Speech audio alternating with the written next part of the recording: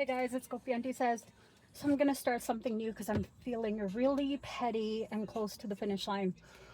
On the 8th day of karma, Gopi Aunty gave to me all the receipts. Did you know that FO and all the locals use your FO dues to buy CPP? Sorry, to help CPP buy intact insurance. Don't forget the biggest contributor, and it's Quebec PP, their pension fund. So yeah, apparently Canadians, you are all paying for it. I'll do better next time, but I don't rehearse.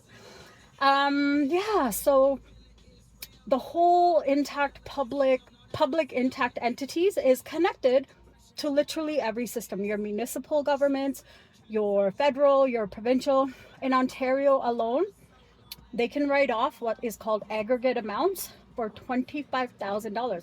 It's just not one time to a certain recipients. They can write off all those checks to the same person.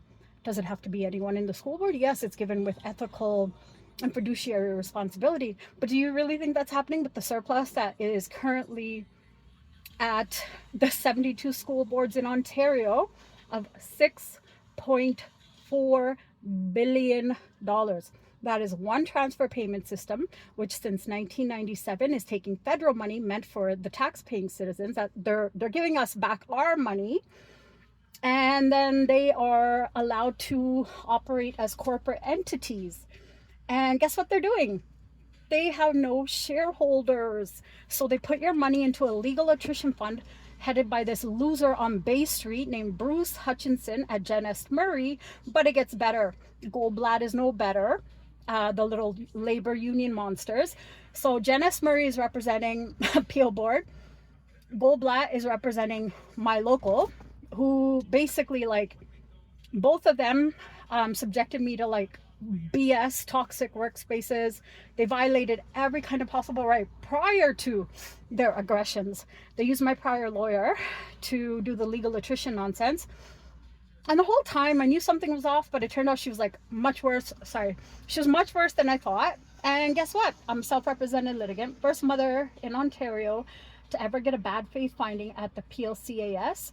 They have been robbing us blind since 1997. So Canadian taxpayers, let's make the hashtag don't F with Canadian taxes, CDN, just like don't F with cats, the Netflix documentary.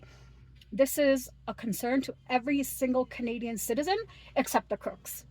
We also need to like ball up and like get some balls, pardon the whatever. In Iceland, they did something called the pots and pans revolution, where they refused to bail out the shady bankers. This is kind of same but different. They need to be held accountable for all the money that's being hoarded. In addition, you can only go back 7 years of financial records. We also need to change that, because in 1985, when they did that, it's because, yes, they had to hold papers in all these factories or warehouses or wherever. Guess what? Welcome to the digital world, right? So Canada, that is why life is so hard. Speak up. I have everything posted on my socials.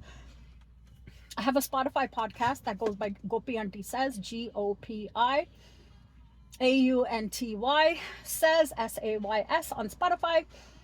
And it features the monsters in the system that pretend to care about us.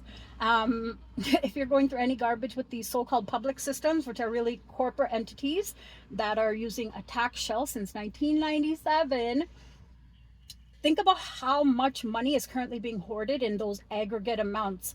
6.3 is just all the Ontario school boards. Think about the hospitals. Let's talk about the one Humber River Hospital that the guy Collier's who outsources all his stuff. He does philanthropy. Now let's call it what it is. It's a tax write-off. I said what I said. Follow the money. They're sitting on investments. That's not what our taxpayer funds were ever meant for. Think about it.